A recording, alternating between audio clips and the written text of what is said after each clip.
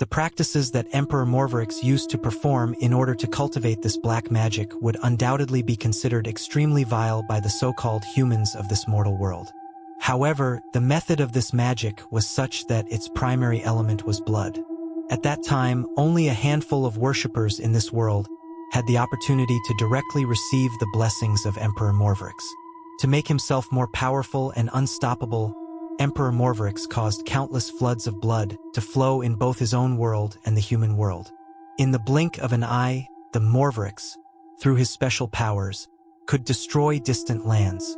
Because of his immensely powerful and bloodthirsty nature, his followers from both worlds referred to him as Morvorix the Blood Force. However, especially his worshippers from this world called him Lord Blood Force. As I mentioned earlier, uttering the name of such an existence without reason is considered disrespectful for insignificant humans like us. At that time, although Lucifer possessed knowledge of this highly secret art, he was by no means inferior. He had absolute dominance over the creatures of hell. Since Lucifer was specially favored, there is no denying that he possessed certain unique traits. The terrifying secret black magic method that I am describing now was one through which Lord Bloodforce increased his power by absorbing blood. To acquire this special knowledge, various devil emperors launched cunning attacks on Lord Bloodforce's empire multiple times, but none could survive even for a moment. The devil Lucifer had long been attempting this futile effort, which was not unknown to Lord Bloodforce. At one point, Lord Bloodforce thought that he had increased his strength enough, and now it was necessary to reveal his presence. As other enemy emperors were frequently launching surprise attacks to obtain this secret knowledge, concerns about security were gradually increasing. Lord Bloodforce thought that no matter how much power those enemy emperors displayed, they were always submissive before Lucifer. However, due to possessing that special knowledge, neither Lord Bloodforce nor his ancestors ever had to bow before Lucifer. Therefore, if he could defeat the cunning Lucifer in a direct battle, no one would dare to look toward his empire, which would give him more opportunities to expand it. Lord Bloodforce knew that defeating Lucifer in a face-to-face battle would not be difficult for him, because through prolonged and countless blood-soaked practices, he had gained immense power, enough to challenge a cunning figure like Lucifer who hides behind bravery. After making various plans, one day Lord Bloodforce suddenly launched an attack with his vast army against Lucifer. Since all the creatures of hell were under Lucifer's control, his side was no less powerful. The heavens and the underworld trembled as a terrifying and bloody war began. Believe me, if such a horrific war were to occur in our world even for just 1 minute, the earth would likely turn into ruins in the blink of an eye. After fighting for some time, it became evident that Lord Bloodforce and his army were struggling against Lucifer's cunning strategies. Lord Bloodforce realized that this was the perfect moment to display his power, because if he were to lose to Lucifer in this way, it would bring danger to his empire. At that moment, Lord Bloodforce used the extremely rare and powerful black magic inherited through his lineage. Within moments, the clouds in the sky turned reddish, and lightning began to play within them. Waves of blood surged in the rivers, and the cracked open, spreading a crimson aura of destructive energy everywhere. Seeing this, Lucifer's face turned pale with fear, realizing that his defeat was imminent. Meanwhile, those countless crimson energies rising from beneath the earth began devouring Lucifer's army. Bodies of the hell creatures were torn apart and scattered in every direction. Even Lord Bloodforce's army forgot to celebrate their impending victory due to the horror of the scene. However, they were certain that the victory of their Emperor Lord Bloodforce was inevitable. At the final stage of defeat, as a last attempt, the deceitful and cowardly Lucifer used his ultimate natural weapon, deception. Taking refuge in trickery, Lucifer created such an illusion in a single moment that even Lord Bloodforce himself became confused. Seizing that opportunity, the cunning Lucifer, in a time far shorter than the blink of an eye, appeared right before Lord Bloodforce and struck him brutally with his most powerful weapon. Lucifer knew that neither he alone nor even his entire army together could kill Lord Bloodforce, because through long practice of that magic, Lord Bloodforce had gained such strength that it was impossible for any devil to completely destroy him.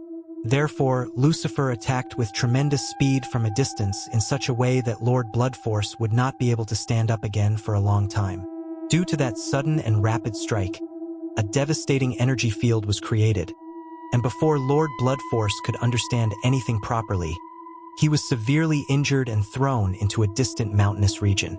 From that powerful strike of Lucifer, parts of the Emperor Bloodforce's body were instantly disintegrated. Without the strength of his acquired dark power, he might have lost his life that very day. After Lord Bloodforce fell, Lucifer took the opportunity to defeat his brave army and captured his empire.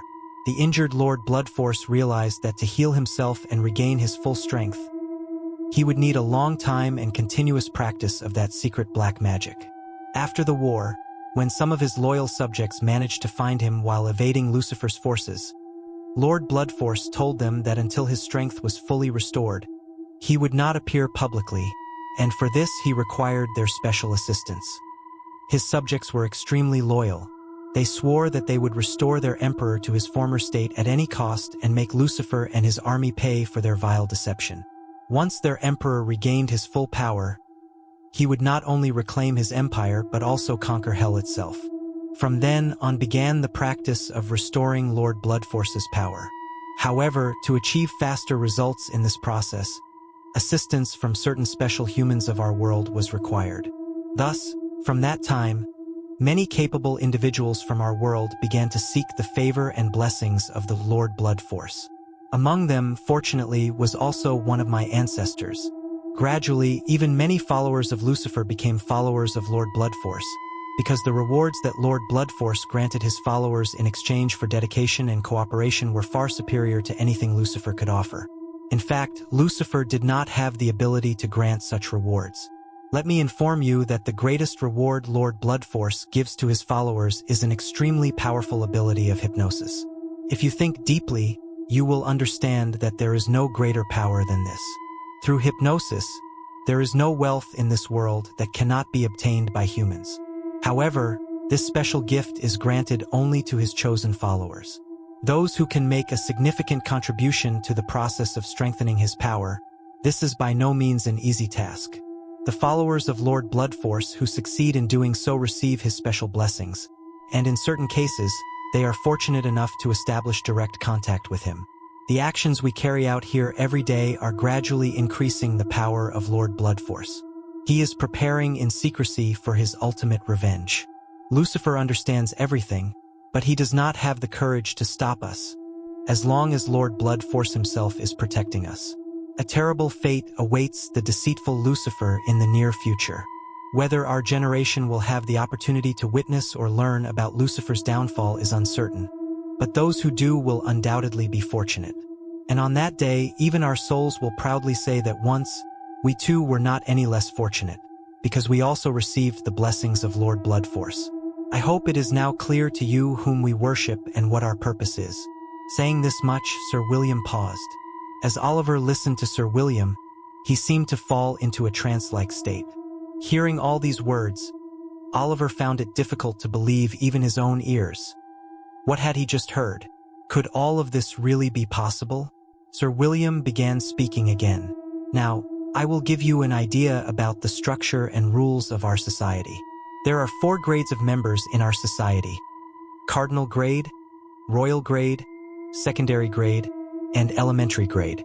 Their respective color signs are red, blue, and black, while the elementary grade has no color sign.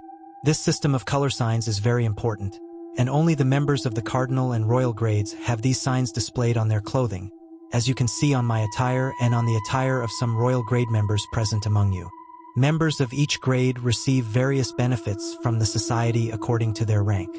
However, all members, even those in the elementary grade, have the opportunity to receive financial assistance and other forms of support from the society's funds when necessary. Moreover, those who join us in the path of worshipping Lord Bloodforce always receive his special blessings. As a result, even if someone goes through difficult times, by the immense grace of Lord Bloodforce, those hardships quickly pass and better days arrive. Another important matter is that each of us comes from different areas, so it is natural that not everyone will know each other. However, I would especially advise the new members among you not to try to become too familiar with anyone other than those you already know or those through whom you joined us. Although many of you may not understand the reason for this advice right now, you will gradually realize why I have said this. Each of you has been given the opportunity to be here only after passing an initial test under a royal grade member of our society. As long as you remain in the elementary or secondary grade, you must strictly follow the instructions of the royal grade member assigned to you. Only those who have received direct blessings of Lord Bloodforce through lineage are granted the opportunity to belong to the cardinal grade, as is the case with me. However, you all have the opportunity to rise up to the royal grade, which is highly honorable. And when a member is promoted to this grade, the Lord Bloodforce rewards them in a special way. Therefore, each of you should strive to give your very best. There is another matter regarding our society that I wish to inform you about. Suppose you are associated with another society where Lucifer is worshipped, and if you break any rule or commit any offense there, you will see that they will personally come after you. But in our case, our policy is completely different. Although such incidents rarely happen in our society, let us assume that someone breaks a rule or does something disrespectful. None of us will chase after you to punish you, because we simply do not have time for such trivial matters. You may ask, then what is our policy regarding this? If someone violates discipline, is there no punishment? From the story of Lord Bloodforce that I just described, I hope you have already understood how powerful he is. Our policy is that if anyone creates disorder or violates discipline, Lord Bloodforce himself judges that offense and arranges the appropriate punishment. And believe me, that punishment gives the offender a feeling of hell even in this world.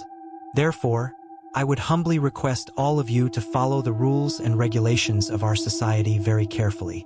You will not see me very often, but I will surely meet you on the first Saturday of every month. You will learn our regular methods of worship and procedures from the royal grade members assigned to you. As for me, I will continue to fulfill my duties, and I will not hesitate to carry out my responsibilities. I do not wish to prolong my speech any further. If any of you have questions, you may ask them now. Saying this much, Sir William paused. Oliver noticed that asking questions was out of the question. No one around even seemed to breathe normally. They were all breathing carefully and quietly. Sir William looked at his silent audience for a moment, smiled slightly and said, "No questions? Very well then." After that, the royal grade members introduced their new members one by one to Sir William. Once the introductions were finished, Sir William said, "I will now take my leave. I wish you success. May Lord Bloodforce bless you." Saying this, Sir William stepped down from the elevated platform and exited through the door. As he left, all the members present stood up and showed their respect. Just like before, after Sir William left, everyone exited that room and moved into the hall-like area. Uncle Richard said to Oliver, "Now our work begins. I will show you everything. Since it is your first day, it is natural that you won't be able to do everything perfectly. Still, you should try to imitate what we do." First, Oliver saw that everyone stood in a circle around the large design drawn on the floor. He also stood beside Uncle Richard. Then everyone began chanting something in a strange melodic tone, like singing, something resembling an incomprehensible spell. To Oliver, it sounded somewhat like Latin, although he could not pronounce it properly. Still, he tried to imitate the others and softly followed along. After about 4 or 5 minutes of this, everyone separated into several groups of 4 or 5 people, just like when they first arrived. In each group, there was one member wearing a robe marked with blue cloth, that is, a royal grade member was present in each group. Then the lights in the room were turned off, and many candles were lit. Uncle Richard brought several packets from a box in the corner. They contained some kind of powder. Tearing the packets open, he used the powder to draw a circle on the floor, and then inside the circle he drew something like a star, although it was not exactly a star, as it looked more like a polygon. Oliver noticed that the other groups were doing the same under the guidance of their respective royal members. Then Uncle Richard brought out a few small containers and a small knife from another box. In Oliver's group, there were 6 people including Uncle Richard and Martin. Uncle Richard handed each person a container and took one for himself. Seeing Oliver looking surprised, Uncle Richard said, "There is nothing to be afraid of, Oliver. In our daily worship, a small amount of blood is required from everyone. This is the main element of Lord Blood Force's worship. That is why I told you that our practices are different, and they require both mental and physical strength. Then Uncle Richard rolled up his sleeve slightly and, just below his elbow, made a small, skillful cut with the knife so that only a tiny bit of skin was sliced, and drops of blood began to flow. As soon as the blood started dripping, he held the container underneath and collected it. Then the knife was passed from one person to another, and everyone did the same. Oliver saw that Martin was quite skilled at it. But when the knife reached Oliver's hand, his hand began to tremble. Seeing this, Uncle Richard smiled slightly, took the knife from him and said, "It's normal to feel hesitant the first time. Give me your hand." As Oliver extended his hand, Uncle Richard made a small cut in the same skillful way. A drop of blood emerged instantly. It burned slightly, and under the dim yellow candlelight, seeing the drops of blood falling from his own hand made Oliver feel extremely uncomfortable. Some drops even accidentally fell onto the floor. Seeing this, Uncle Richard quickly handed him a container and told him to collect the blood. After that, everyone placed their blood-filled containers in front of them. Uncle Richard then brought a slightly larger, decorated container. Looking at it, Oliver felt as though it might be made of gold. Uncle Richard said, "Now all of you pour some of your blood into this larger container." After everyone did so, he placed the container in the center of the polygon drawn with powder. Then he said, "As long as we perform the worship of Lord Bloodforce here, this will remain in place. When we are done, we will all leave. No one must touch it. All of you except Oliver already know that this container, which holds all of our blood and is used for our worship, will later be used by Sir William for his higher ritual." Looking around, Oliver saw that other groups were doing the same under their royal members' instructions. In fact, everyone was performing the same actions at the same time, but according to the society's rules, they were divided into separate groups. After that, Uncle Richard tried to teach Oliver some specific chants or spells, saying that it would be difficult at first but would improve over time. Then they sat around the polygon-shaped circle under candlelight and continued performing strange rituals. Again and again, Oliver felt as though he was not acting of his own will, but that someone else was controlling him, like a puppet in a puppet show, where the visible movements are actually controlled by someone behind the scenes. After more than an hour, their activities for the night finally ended. Once finished, everyone removed their robes, hung them in designated places in wooden cabinets, and left the basement one by one.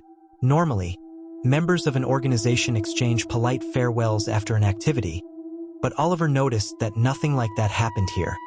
Everyone simply left silently. Then came the return journey by car with Uncle Richard and Martin. By the time Oliver reached home, it was already dawn. He was not exactly sleepy, but after such long and strange activities, he had a headache and felt physically uncomfortable. Since he had no prior experience with such things, it was natural.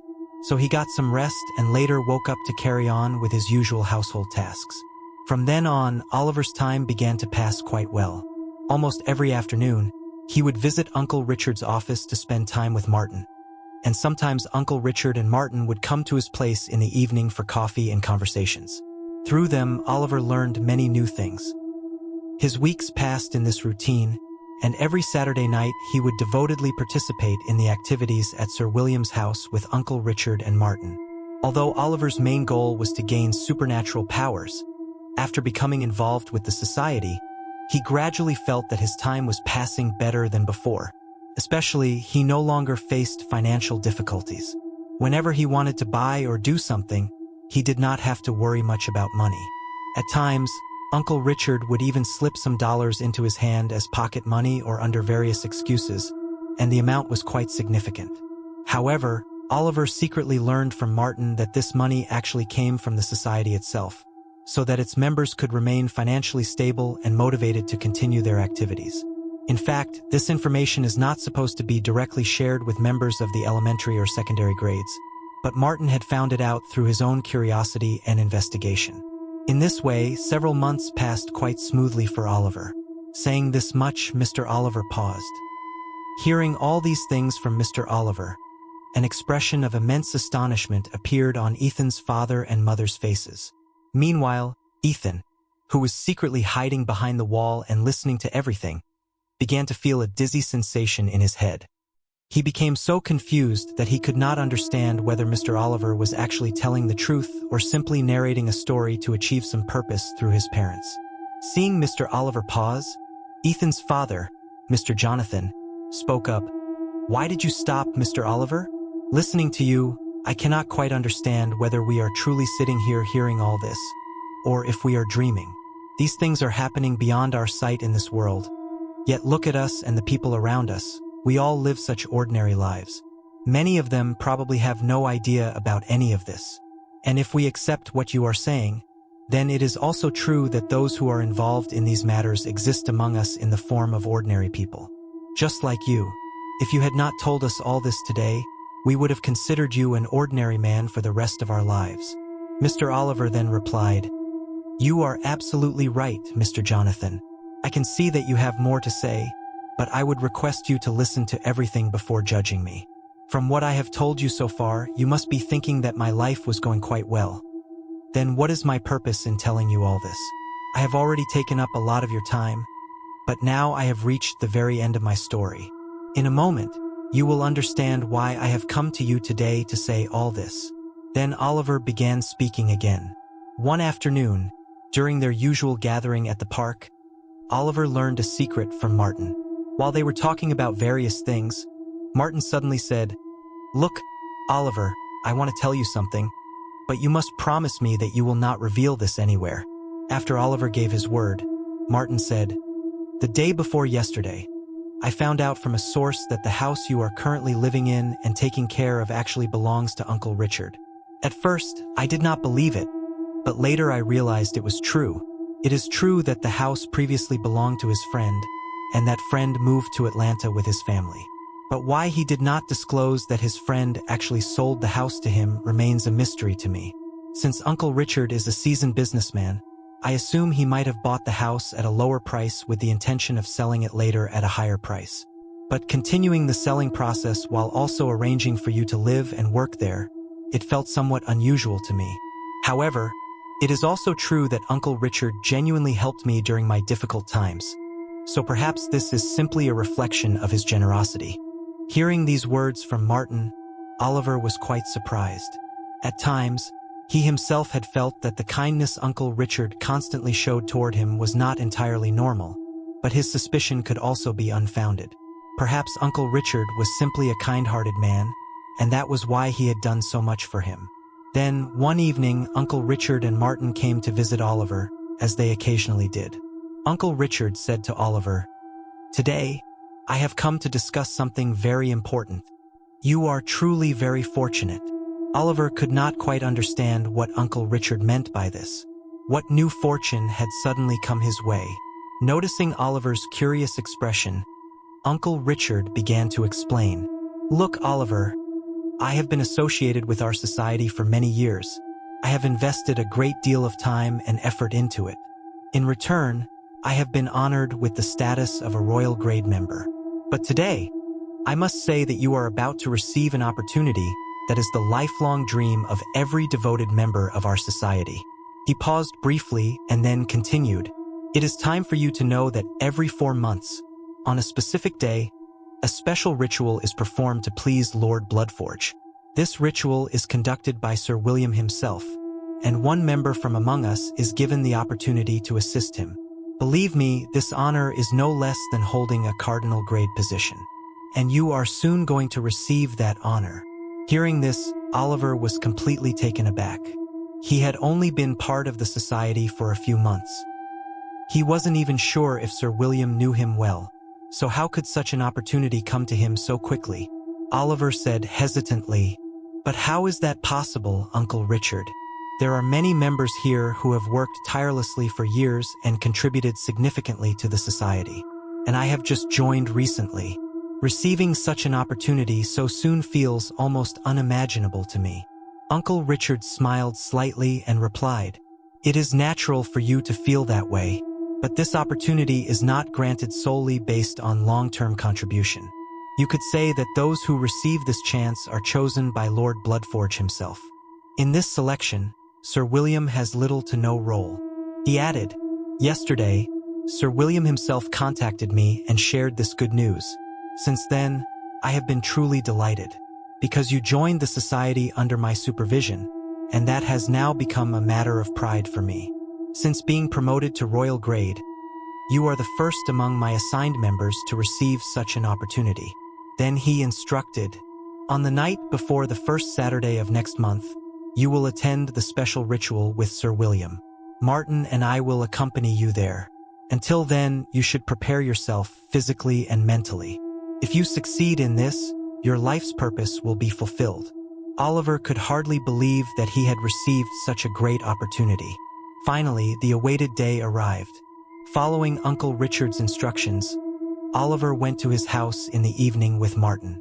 The plan was to spend a few hours there preparing, and then all of them would head to Sir William's residence together. However, upon arrival, Uncle Richard said, "Today I am not feeling well physically. The workload of the past few days has probably taken a toll on me, so I won't be able to go. But Martin will go with you. There is nothing to worry about." When Martin expressed some hesitation about driving, they decided to use regular transportation instead.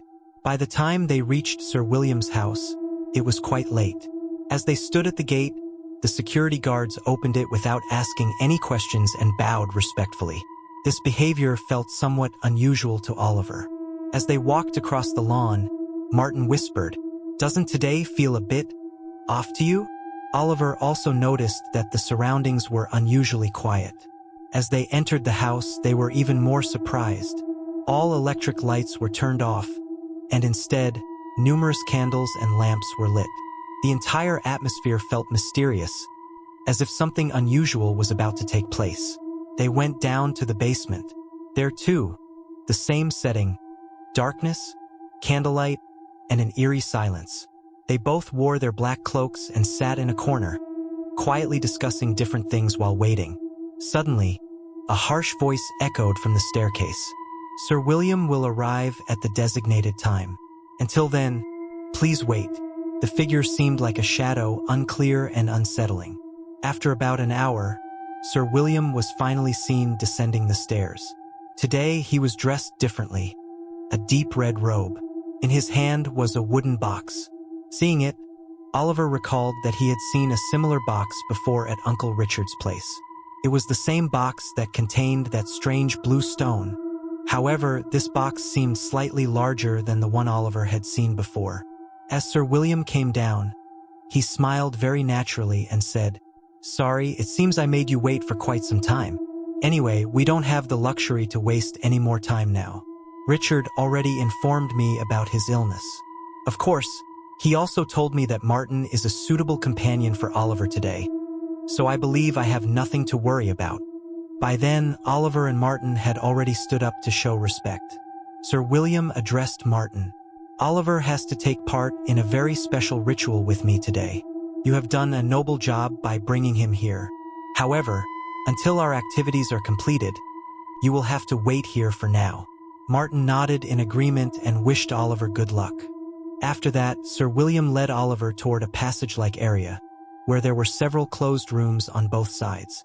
One of the rooms at the beginning of that corridor was usually used to welcome new members. A strange uneasiness began to grow inside Oliver. He noticed that Sir William stopped in front of the last room in that passage. Oliver had never come here before, nor had he seen any other members come this far. Uncle Richard had once mentioned that ordinary members were not allowed in this area.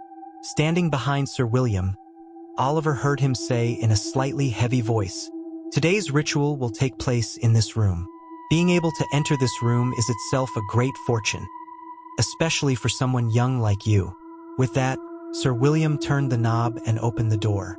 As soon as the door opened slightly, a yellow glow of candlelight spilled out from inside.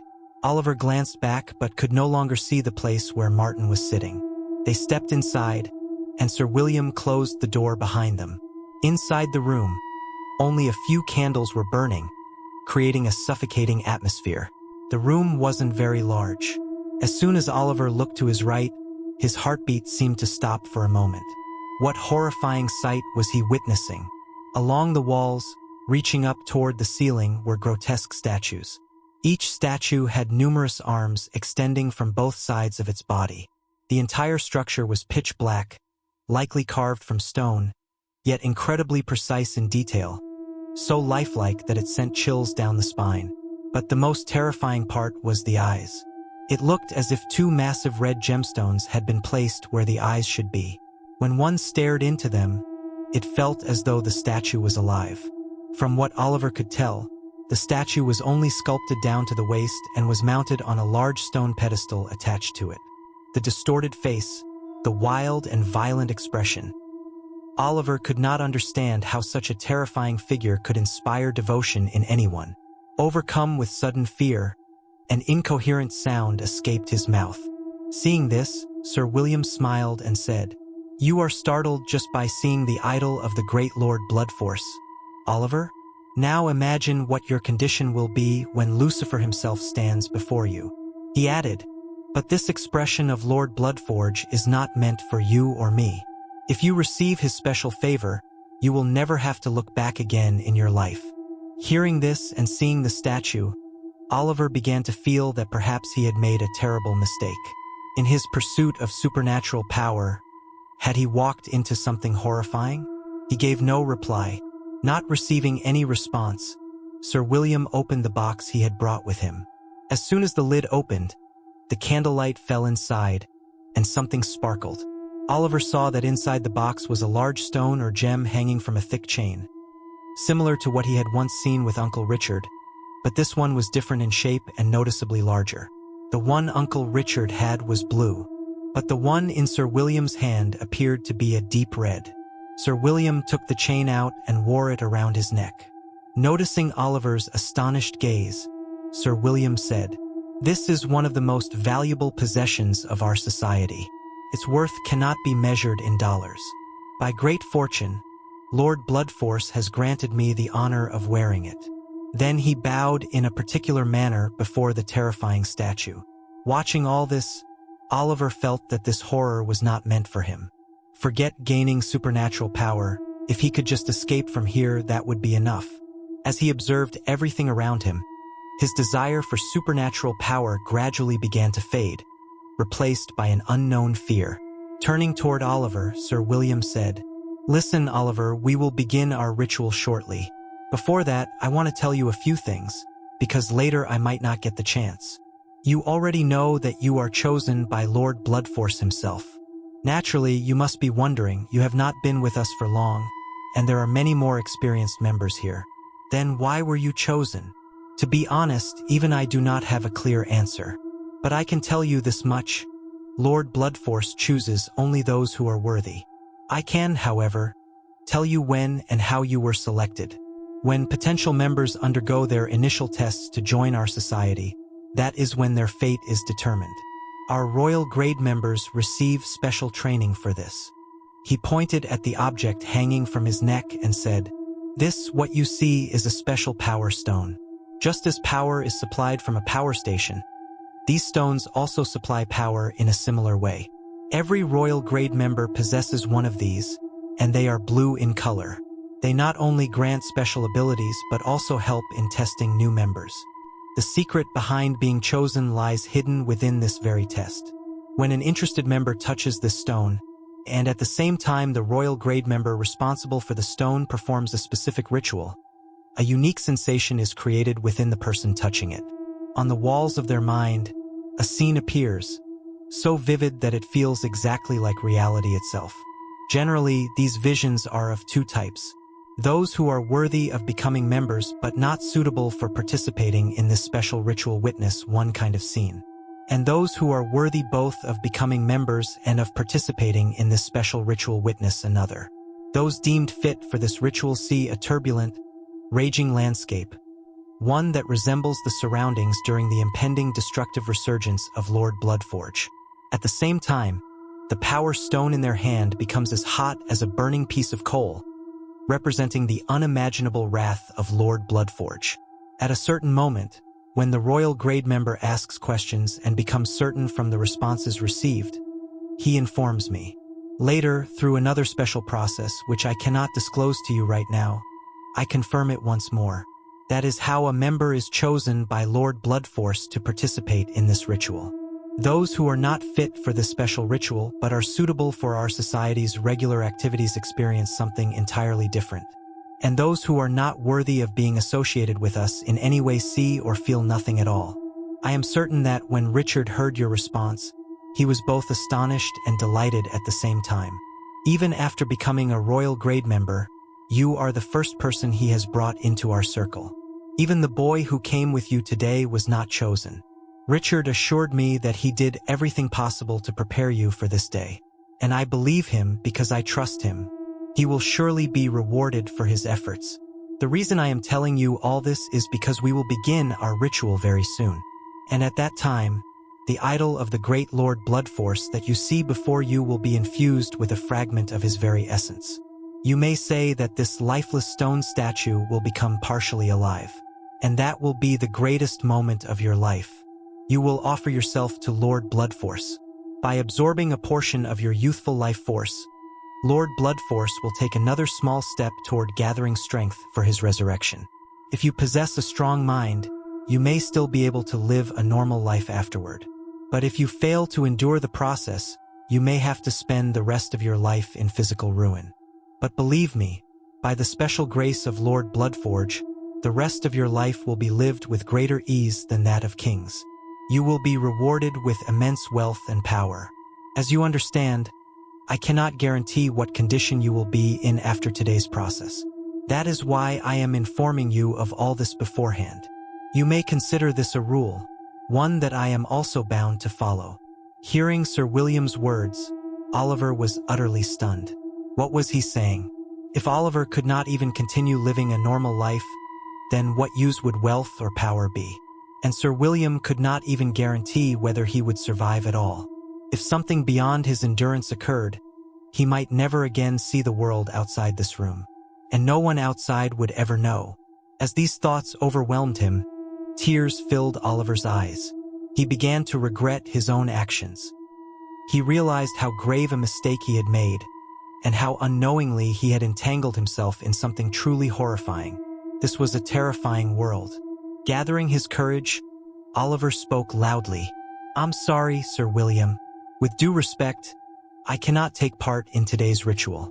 My life is far more valuable to me than any amount of wealth or power. With that, Oliver turned and began walking toward the door. But in the very next moment, he heard a horrifying burst of laughter from behind. Turning back, Oliver saw Sir William laughing like a madman. He had already removed the chain from his neck and was holding the stone attached to it in his hand, raising it forward. A reddish glow began to emanate from the stone, and Sir William's eyes burned like living embers. As Oliver looked on, Sir William, still laughing maniacally, said, "Where do you think you're going, Oliver? It seems your memory isn't very good. Do you remember what I told you on the first day? A highest grade member is granted a special hypnotic power by Lord Bloodforce, one that can accomplish anything. It seems you didn't take my words seriously, but now you will understand the true extent of that power. The moment you turned back and looked at me, you lost the ability to walk away of your own will. For your own good, you should quietly follow every instruction I give." Hearing this, as Oliver tried to step back, he realized he could not move his legs at all. It felt as though he had no control over them. Overwhelmed with terror, Oliver screamed at the top of his lungs. Seeing him scream, Sir William burst into even more grotesque laughter. Oliver realized that escaping the trap of this deranged follower of the Dark Lord was nearly impossible. He remembered Jacob, God-fearing Jacob, who had warned him again and again not to get involved in such things. Oliver began to pray, asking God for forgiveness for his actions. As a final attempt, he cried out for divine help, even though he knew that no one here would come to save him, no one but God. Seeing him call upon God, Sir William laughed mockingly. "You are in a place where even God would find it difficult to help you. Only the great Lord Bloodforge can save you. So accept my words while there is still time, for your own good." At that very moment, a loud bang struck the door. In the next instant, an even more powerful hit it from outside. The old door, unable to withstand the force, gave way as its hinges broke.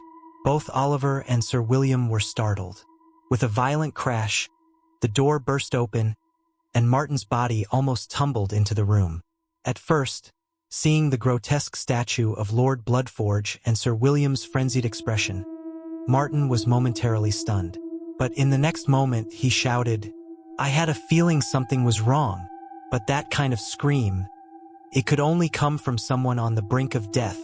I'm not heartless enough to sit outside while my friend is sacrificed." At the sight of Martin, tears welled up in Oliver's eyes. Meanwhile, the sudden turn of events left Sir William momentarily shaken. In truth, Sir William had never imagined something like this could happen. The sudden disruption in his mental focus weakened the hypnotic control he had imposed on Oliver. Sensing that brief lapse, Oliver shouted at Martin, "Don't look at him, Martin." Then, in a moment of desperate courage, Oliver did something reckless. He lunged forward and forcefully shoved Sir William to the ground. A sharp metallic sound rang out as something hard struck against the wooden floor. The unexpected impact sent Sir William crashing down awkwardly. He cried out in pain as he hit the ground.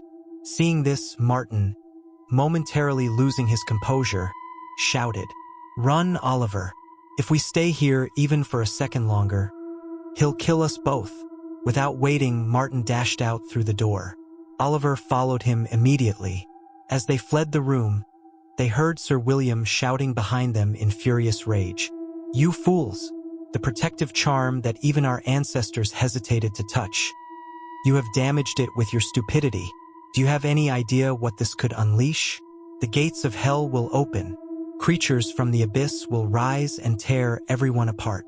And you think you can escape? The great Lord Bloodforce will make you suffer the torments of hell in this very world." Sir William continued shouting, but his voice faded as they ran farther away. When Oliver and Martin climbed up from the basement and reached the hall of the house, they found it just as empty as before. Panting heavily, Martin said, "We can't go out through the main door. Sir William may have already instructed the security guards, or they might suspect something if they see us like this. We have to escape from the back, over the boundary wall." Without wasting another moment, they ran toward the back of the house. They had covered about half the distance when shouts erupted from inside. Moments later, 3 or 4 figures in black robes came rushing out of the house. Among them, Oliver could hear the voice of Sir William's old attendant. They were shouting at them to stop, threatening to kill them if they were caught. Oliver felt both fear and shock. Where had all these people come from? Until now, they had sensed no one inside. "Run faster," Martin urged. Reaching the boundary wall, Martin quickly climbed up first and stretched out his hand to pull Oliver up. The wall wasn't too high, but Oliver, lacking experience in such situations, struggled repeatedly. Meanwhile, the men behind them were closing in fast. At the same time, shouting could be heard from the direction of the main gate. The security guards were likely approaching from the other side. Realizing the danger, Martin made a desperate effort and hauled Oliver up. The two of them then jumped down together onto the road on the other side. They fell hard, both sustaining minor injuries, but Martin quickly said in a tense voice, "We're not safe yet. Run." They ran straight down the road. After nearly 10 minutes of relentless running, they turned into a narrow lane and collapsed onto a bench by the roadside. Oliver felt as if he might suffocate from exhaustion. Despite the cold weather, both of them were drenched in sweat. Martin said, "They probably won't find us immediately, but we shouldn't stay here for long. This is still their territory." Then he looked at Oliver and asked, "What exactly happened in there?" "I was waiting outside, but when I heard your scream, I knew something was terribly wrong. I once heard Uncle Richard mention human spirit sacrifice for Lord Bloodforce, but he said those practices had been abandoned long ago. When I heard you scream, that's what I feared. I didn't hesitate for even a moment." He paused, then added, "And I'll be honest, you did something incredibly brave today. I don't think I could have done the same." Catching his breath, Oliver slowly told Martin everything. After hearing the whole story, Martin was visibly shocked. Even though he had been associated with the society for a long time as an elementary grade member, he had never known about such rituals. I had no idea things like this were still happening in our society, Martin said. What I did today, I did it purely out of humanity. I heard someone crying out for help, and I couldn't just sit there doing nothing. I did what I had to. The consequences can be dealt with later. Then, after a moment of thought, he added in a more serious tone. But Uncle Richard's role in all this seems suspicious. From what I understand, he knew more than he told us. Maybe he wasn't allowed to reveal everything, but it feels like he sent you here knowing exactly what might happen. Perhaps even to sacrifice you in order to increase his own power. It is clear that Uncle Richard did not help you entirely selflessly. Look, Oliver, we haven't known each other for very long, barely 3 or 4 months. But in this short time, you've become a good friend to me. And to honor that friendship, I will support you in every way I can. After this, Oliver and Martin made a plan. At first light, they would leave for a neighboring territory and take refuge at the house of one of Martin's relatives. Once there, they would remain in hiding for several days. According to this plan, they set out at dawn. After a long journey, they finally reached the house. It belonged to one of Martin's maternal cousins. Although Martin did not reveal the full truth, he managed to explain that they were in danger and needed a place to hide for some time. Understanding the seriousness of the situation, his cousin assured them of full support. They began staying there, completely cutting off contact with their own homes and anyone they knew. The first few days passed somewhat normally, but one night, Oliver had a terrifying nightmare. In his dream, he saw himself rowing a small boat alone across a vast river. On both sides stood towering mountains, and above him, the sky was covered with dense black clouds. Even within the dream, Oliver realized this was the same place he had seen when he touched the blue power stone during his test with Uncle Richard. But this time, he saw no sign of any impending natural disaster. He kept rowing for what felt like a long time, yet he could not reach either shore. Suddenly, a thunderous roar echoed through the sky. The clouds above slowly began turning a deep red. A violent wind started to blow, and within moments, the river became wildly turbulent. It felt as though the current was no longer water, but blood. His boat rocked violently, as if it could overturn at any moment and plunge him into that crimson flow. Then, about 10 feet away from his boat, a massive whirlpool formed within the river of blood. From within it, enormous, monstrous hands began to rise. Those hands seemed to be reaching out to grab him, to seize him and crush him. Each hand was pitch black, with long, claw-like fingers. Their size was terrifying. Each one seemed as large as a mountain. Unable to bear it any longer, Oliver began screaming in horror. And at that very moment, he woke up. As his eyes opened, he found himself lying on his bed. Yet everything he had just experienced felt completely real. He tried to convince himself that the nightmare was a result of the recent traumatic events weighing on his mind. The next morning, when he shared the dream with Martin admitted that he too had seen something disturbing, though not as terrifying as Oliver's. After that, both of them began experiencing horrifying nightmares almost every night. Eventually, Martin decided to speak to his cousin about it and seek advice. After hearing part of their story, his cousin suggested that they visit the local church and pray for forgiveness for everything they had done. He also scolded Martin harshly, saying, "You're incredibly fortunate they didn't capture you and sacrifice you to the devil. That alone is a blessing. Pray to God for forgiveness and ask for his help. Everything will be set right." Following his cousin's advice, Oliver and Martin began regularly visiting a nearby church. At first, Martin was uncertain about what he should do. But when he thought about what had almost happened to Oliver that night, and how something similar could have happened to him in the future, he too bowed his head before God. Oliver's realization, however, was far deeper. With profound gratitude, he thanked God for saving him from such a terrible fate. Oliver began to pray constantly, asking for help and seeking forgiveness for his mistakes. After about 2 weeks of regularly visiting the church, the terrifying nightmares that both Oliver and Martin had been experiencing gradually came to an end. They stayed at Martin's cousin's house for a few more days, then moved to another relative's home, where they remained for about a week. However, their financial situation was not good. They had very little money with them, and whatever they had was slowly running out. One day, Martin said to Oliver, "I don't think you need to keep running like this anymore. Here's what we can do. I'll go back to my home and you should return to yours. I'll handle Uncle Richard on my side. I don't know what kind of future awaits me, but after everything that has happened, I've realized that God's grace is far more important than anything in this world. I hope He will forgive us. Also, it's better if we don't stay in contact. If we do, it could put both of us in danger again. I'm sure I've already been expelled from the society. If Uncle Richard asks me about you, I'll tell him that after that night, I have no idea where you went. I'll deal with whatever comes next." Oliver found Martin's words reasonable. A few days later, they set out for their respective homes.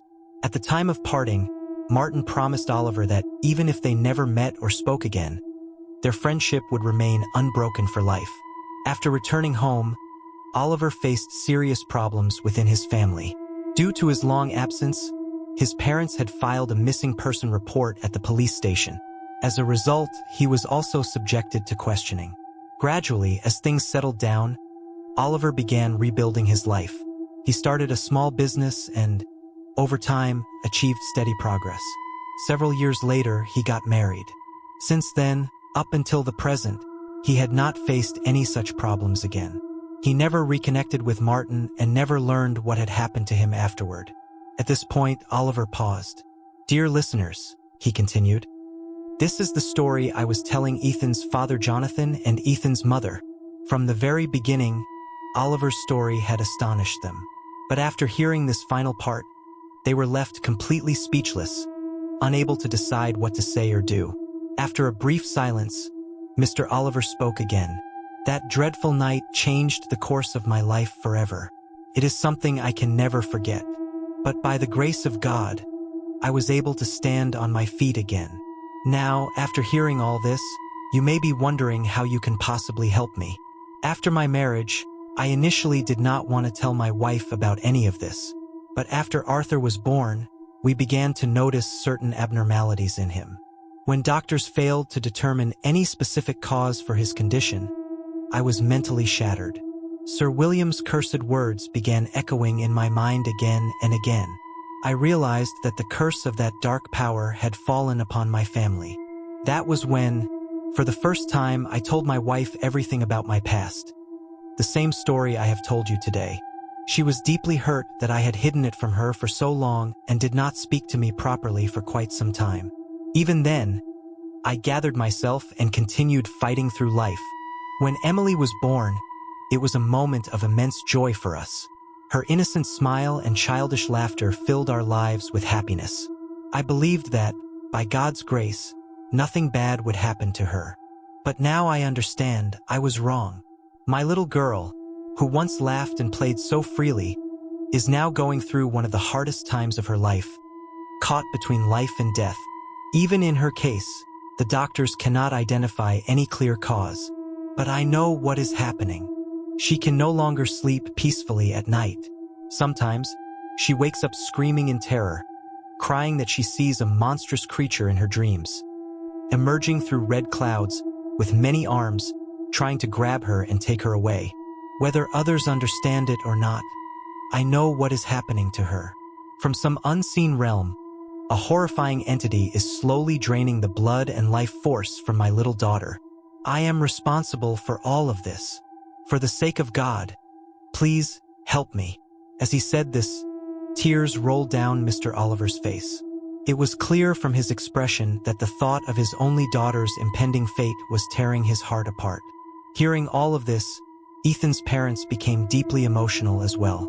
Mr. Jonathan got up and sat beside Mr. Oliver, placing a hand on his shoulder in an attempt to comfort him. "You are not responsible for what is happening now because of something you did in your youth," he said gently. "And most importantly, no matter how it happened, you found your way back to the right path. It was only by the grace of God that you were saved. Even if I consider that part of your life as a mistake, Such a small mistake could never deserve such a terrible punishment. Emily has done nothing wrong. We have watched her grow up. Such a sweet child could never deserve something so cruel without any fault of her own. Please calm yourself and just tell us. How can we help you? After composing himself, Mr. Oliver replied, Emily is receiving all necessary medical treatment at home, but I can understand that it is not enough for her recovery. To solve this problem, we must seek the help of an experienced priest at a church, and we must do it quickly. I believe that only the divine grace of God can free Emily from this horrifying condition. You understand, Mr. Jonathan, that in this situation, I cannot handle everything alone. I cannot even share these matters with just anyone. I consider you like family. That is why I could tell you everything without hesitation. I humbly request you to stand by my side during this process of trying to save her. Especially because of your professional connections, you have good relationships with priests in local churches. I believe your words will carry more weight than mine. If you help me just this much, I will remain forever grateful to you. Hearing this, Ethan's father, Mr. Jonathan, assured him that he would do everything within his power for Emily and was ready to accompany him anywhere necessary. Ethan's mother also promised to support Emily's mother in taking care of her. Their words brought some relief to Mr. Oliver. They then planned that the next day they would visit the largest church in the area to discuss Emily's condition. Meanwhile, hidden out of sight, Ethan had been listening to everything. Tears streamed down his face as he thought about the tragic fate awaiting his childhood friend. Just moments ago, he had been trembling in fear at Mr. Oliver's horrifying story. But now, overwhelmed with emotion, he could no longer hold himself back. He stepped out from hiding and ran toward his parents and Mr. Oliver. I heard everything, he said, and I'll do whatever it takes to help Emily. At that moment, everyone was already emotionally overwhelmed. Hearing such mature words from Ethan, his father sternly scolded him and told him not to interfere in matters meant for adults. Later, Ethan described a few more parts of the story, most of which he had not witnessed himself but had learned from others afterward. The next day, as planned, Mr. Oliver and Mr. Jonathan went to the largest church in the area. They first spoke with a general priest and briefly explained the situation. Realizing that the matter was far from ordinary, the priest advised them to consult a more experienced and senior member of the church. His name was Father Benjamin. He was quite elderly and highly experienced in such matters. After hearing a brief account of Emily's physical condition and the possible cause, Father Benjamin said, "If you do not tell me everything in detail, it will be difficult for me to help you. Please, tell me the full story. You can be assured that whatever you share with me will remain confidential." At that point, Mr. Oliver revealed everything to him, though in a somewhat summarized form. Hearing all this, Father Benjamin was deeply astonished. "To be honest, I am truly amazed," he said. "This is the first time I am hearing of such a being. A devil who possesses both the power and the courage to defeat Lucifer himself in direct confrontation. I have neither heard of such a thing before, nor have I read about it in any book. I can confidently say that not just me, no clergyman in Montreal would have any knowledge of this. However, since such a problem has arisen, there is only one possible solution: exorcism. There are many forms of exorcism.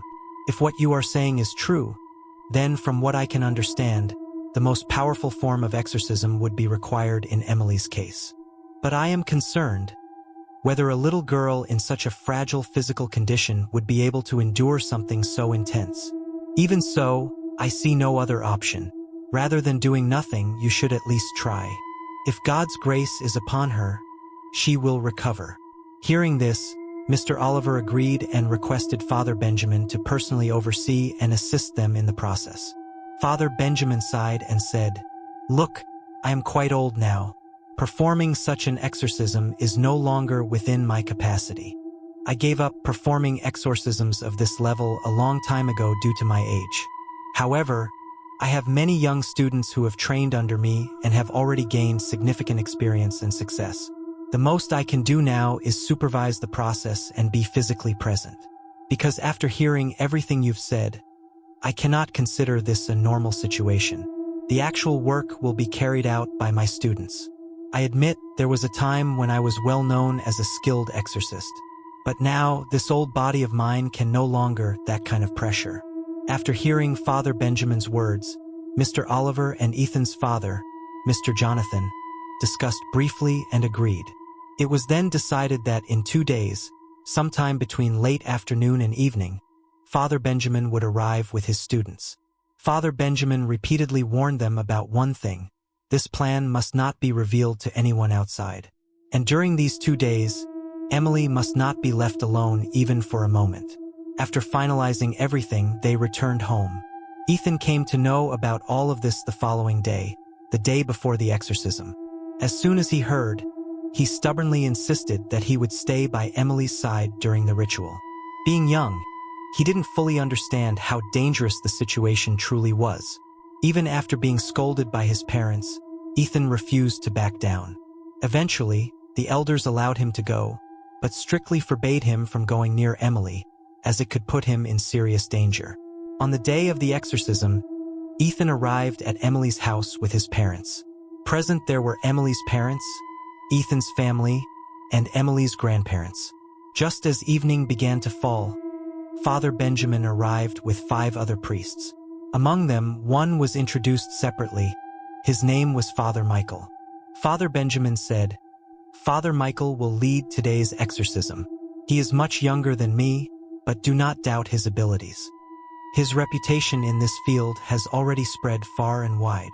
He then asked all female members present in Emily's room to step outside. At that moment, Emily's grandmother and Ethan's mother were inside. Ethan ran to call them out and also reassured Emily. Seeing Emily's pale face broke Ethan's heart. Once everyone left the room, Father Benjamin went inside with Mr. Oliver and Mr. Jonathan. About 10 minutes later, he returned alone. He said, "Based on my experience, Emily does not appear to be possessed by any demon. However, the cause of her severe physical condition is deeply concerning. It seems we are not dealing with something ordinary." He then urged everyone to have faith in God and addressed the priests, saying, "Saving a human life is a noble act. Give it your all." After that, under Father Michael's leadership, the group entered Emily's room. Soon, the sound of Bible verses being recited began to echo from inside the room. Gradually, the voices grew louder. After about 20 minutes, a horrifying, unnatural laughter suddenly erupted from within the room. Then came the sounds of chaos, shouting, struggling, and panic.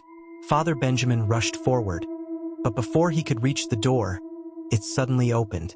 Several priests, along with Mr. Oliver and Mr. Jonathan, ran out in terror. 2 of the priests were carrying Father Michael on their shoulders. His forehead was split open, blood streaming down his face. The terrifying scene froze everyone in fear. Before anyone could even understand what had happened, an overwhelming sense of dread fell over the entire place. When Father Benjamin asked what had happened, one of the priests explained that at first, the exorcism had been progressing normally. But suddenly, the temperature inside the room began to rise rapidly, as if it had turned into a blazing furnace. Then, an eerie, thunderous laughter echoed through the room, clearly coming from an unseen presence. Sensing that the situation was slipping out of control, Father Michael attempted to use a more powerful method.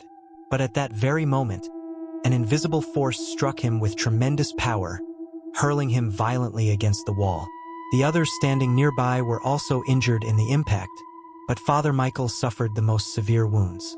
Mr. Oliver and Mr. Jonathan somehow managed to escape major harm, as they were positioned a bit farther away. Meanwhile, during the chaos, Emily lost consciousness.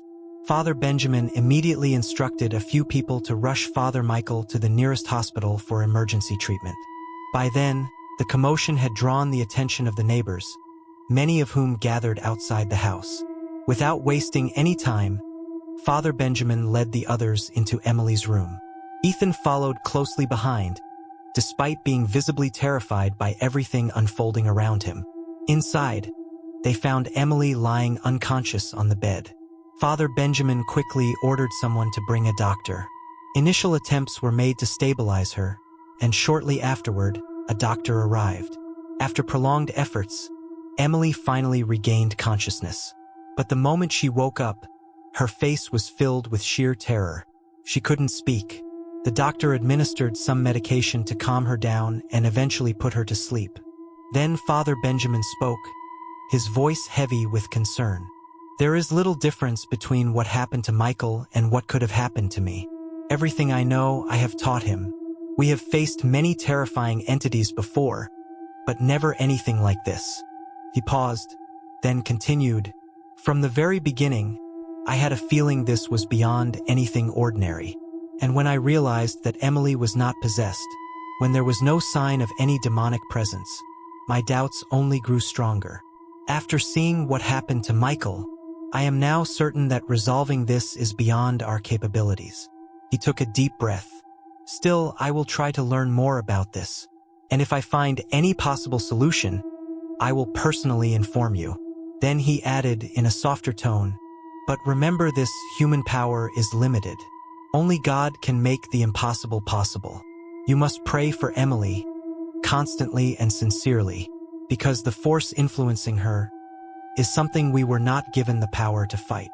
Forgive us. With those words, Father Benjamin and his team took their leave. Afterward, everyone discussed and came to a decision. They would search for a more powerful exorcist. Father Benjamin had already promised he would also continue looking for answers. Emily was deeply loved by everyone. No one was ready to give up on her. But from that day on, her physical condition only grew worse. She was taken back into special care, where numerous tests were conducted once again. Yet, just like before, no clear cause for her illness could be found. Eventually, the doctors advised that she be treated at home, as hospital care was not improving her condition anyway. So Emily was brought back home once more. She was given several medications to help her sleep, but they had little effect. Even when she managed to fall asleep, she would wake up in the middle of the night, crying in extreme terror. Every time she said the same thing. In her dreams, a monstrous figure was reaching out from the clouds, with countless hands, trying to drag her away. Time passed like this, but there was no sign of improvement. Slowly, people began to lose hope. She was given blood transfusions multiple times. For a day or two afterward, she would seem slightly better, but then everything would return to how it was before. And then came that dark night. Like every other night, Emily fell asleep, resting her face against her mother's chest. But before dawn, her sudden movements woke her mother up. Emily's body was burning with fever. Her eyes were closed, yet her body twisted in pain, as if she was trapped in a terrible nightmare, desperately trying to escape from something unseen. At that time, Emily's grandparents were still staying in the house, and her mother. Seeing this, Emily's mother began screaming and calling out for everyone, including Emily's father, Mr. Oliver. Everyone rushed in and repeatedly called Emily's name, trying to wake her, but nothing worked. She wouldn't wake up. Realizing that they couldn't waste any more time, they decided to take her to the hospital immediately. Mr. Oliver began preparing to leave. But at that very moment, something terrifying happened. Emily's movements suddenly stopped. After a few violent convulsions, her small body became completely still, like stone. And then came the most horrifying part. As her body went still, streams of blood began pouring out from her nose, ears, eyes, and mouth, gushing uncontrollably. There was so much blood that within moments, the entire bed was soaked. This was utterly unnatural because Emily had been suffering from severe anemia for so long. It made no sense for her body to release such an excessive amount of blood. In that moment, everyone understood. Little Emily had left them forever. Her mother broke down in unbearable grief and immediately lost consciousness. Mr. Oliver felt as if he himself would die right then. His chest felt like it was about to burst as he screamed in agony. The cries and chaos woke up the entire neighborhood. Ethan and his family quickly realized that something terrible had happened. They rushed to Emily's house, and upon hearing the devastating news, they were completely shattered. Ethan was not allowed to see Emily's body that day. At the time, he didn't know how she had died. But later, when he learned the truth, he understood why the elders had stopped him. Seeing her blood-covered body could have left a permanent scar on his young mind. After that day, Ethan didn't visit Emily's house for almost 2 years. Perhaps more accurately, he simply didn't have the courage to go. Even seeing the house from a distance would bring tears to his eyes. Months after Emily's death, Ethan would sometimes dream of her, a little girl in a white dress, running through a beautiful garden full of flowers, calling him to come and play with her. After the incident, Mr. Oliver was completely broken mentally. He would often say only one thing: "God has not forgiven me. That's why he took Emily away from me." But just a few months after Emily's death, something strange happened. One morning, it was discovered that Emily's older brother, Arthur, who had long been physically and mentally disabled, had suddenly shown significant recovery. How it happened, no one knows to this day. But this miraculous change brought a new light into the lives of Mr. Oliver and his wife. Arthur, who had spent years almost like a shadow among them, suddenly becoming active and responsive again, brought them a small sense of happiness amidst their deep sorrow. They believed it was a special blessing from God. After saying all this, Ethan fell silent. Hasten and the others, who had been listening so intently, remained quiet. Tears had gathered in the corners of Ethan's eyes. After a brief pause, Ethan said, "I hope now you understand why I never wanted to tell this story, and why I don't like talking about it. I don't want to relive these memories again and again." With that, Ethan walked back into his tent. By then, it was past midnight. Most of the students had already fallen asleep. Hasten and the others eventually drifted off too, still discussing the story among themselves. Later, when Hasten shared parts of this incident with Mahid, someone named Soumitra Roy showed interest and suggested that the story could have been even more impactful with more detailed information. However, Ethan was unwilling to share anything further. Even when he was told that the story would be published on a platform in Bangladesh, he initially refused. But after several discussions and under certain conditions, Hasten managed to convince him. As additional information, Ethan only mentioned that Mr. Oliver and his family still live in the same place, and that they are now living peacefully without any further incidents.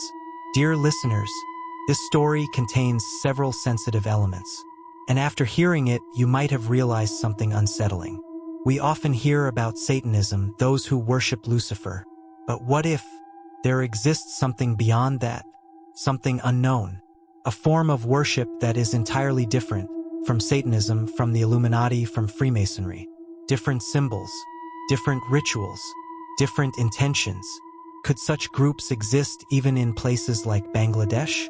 Perhaps they do. We just don't know.